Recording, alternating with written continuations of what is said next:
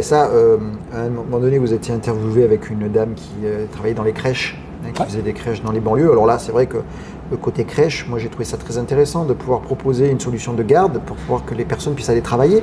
Parce que souvent, dans toutes les populations, même aujourd'hui, la démographie baisse en France. Une des raisons, il y en a plein, hein, les raisons sont multiples et sont liées, c'est compliqué.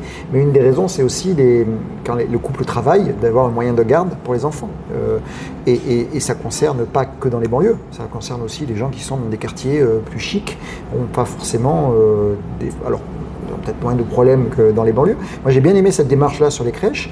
Et justement, ma question est par rapport à la réindustrialisation et à mettre de l'activité économique dans ces banlieues. On l'a parlé tout à l'heure d'urbanisme. Est-ce que justement, ces quartiers qui sont faits de tours, de l'époque, maintenant c'est peut-être un peu différent, est-ce qu'il y a une possibilité d'intégrer facilement pas que des commerces, mais des entreprises, ou est-ce que le foncier justement de tertiaire, de bureaux ou industriel n'est pas encore pas au bon endroit? C'est-à-dire que, comme quand on est dans une zone rurale, on n'a pas forcément, on est obligé de prendre la voiture pour faire beaucoup de kilomètres pour aller trouver un vivier de travail. Tous ces quartiers sont à proximité de grandes métropoles. Donc le foncier, il est très intéressant. Il y en a de disponibles. Il y a des réserves de foncier disponibles. Il y a une main-d'œuvre.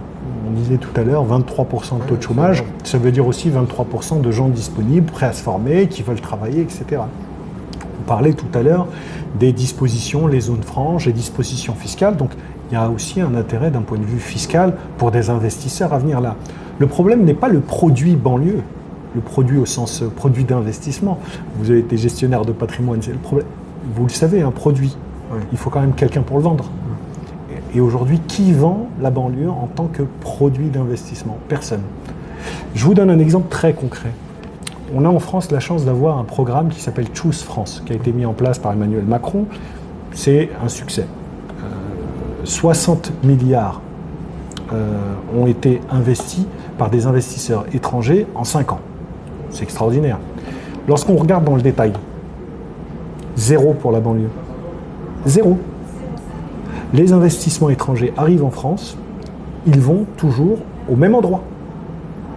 Alors la question que j'ai d'ailleurs posée au président de la République, c'est est-ce qu'on ne pourrait pas créer au sein de Choose France un Choose banlieue pour que, excusez-moi de l'expression, la banlieue puisse aussi croquer de ce gâteau. Parce qu'il faut que ça ruisselle, mais que ça ruisselle aussi jusqu'au bout. Et qu'on ça aille, alors probablement que d'autres dans la ruralité diront nous aussi on veut notre part, et ce serait légitime. En tout cas sur les banlieues, force est de constater qu'il n'y a pas d'investissement étranger dans ces territoires, ou très peu. Donc la question, elle est aussi dans la structuration, la manière de vendre le produit banlieue à des investisseurs.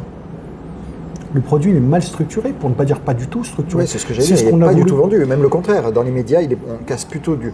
chaque fois qu'on parle de banlieue, c'est toujours... il ne faut pas dire toujours, mais dans beaucoup de cas, quand on entend la banlieue à la télé ou dans les médias, c'est souvent négatif. Et c'est pour ça que les discours comme le vôtre me plaisent, parce que c'est des discours qui vont à contresens de l'idée reçue et de l'idée... Alors, je ne sais pas si c'est une idée qu'on veut mettre, en tout cas c'est une idée qui est une ambiance. Si on parle là tout à l'heure, faire un micro-trottoir sur les banlieues, l'image n'est pas toujours positive. Elle est même totalement et souvent très négative, ça je vous l'accorde. Mais c'est à nous.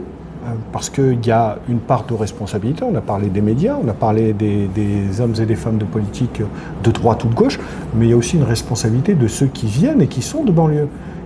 Il y a Karine James qui dit dans un de ses raps, qu'avons-nous fait pour nous-mêmes?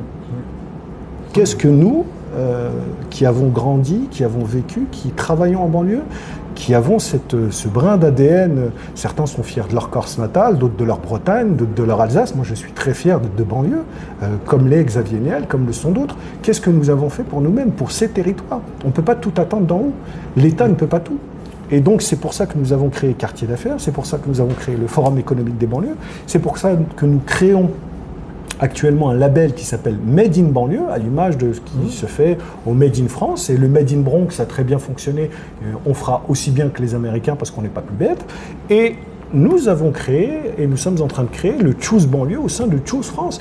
Il nous appartient de remettre de la banlieue à chaque niveau de réflexion stratégique d'un point de vue économique. Il faut que ce soit nous qui le fassions. Parce que mon constat, il est simple, c'est que je ne vais pas citer des organisations, je les ai toutes rencontrées. Celles qui connaissent les banlieues, leur territoire, les problématiques, les chiffres et qui ont vraiment un intérêt je dirais, inscrits viscéralement dans leur tripes, j'en ai pas croisé beaucoup. Oui. Moi, j'ai beaucoup de respect pour un agriculteur qui se bat pour sa ruralité. J'ai beaucoup de respect pour un Corse qui se bat pour son île.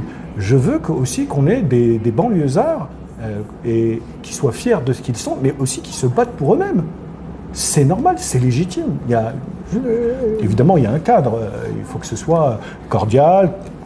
On peut bousculer les gens, mais en restant cordial, parce que la machine, il faut la bousculer, sinon elle ne bouge pas. Tout à fait. Et ce mec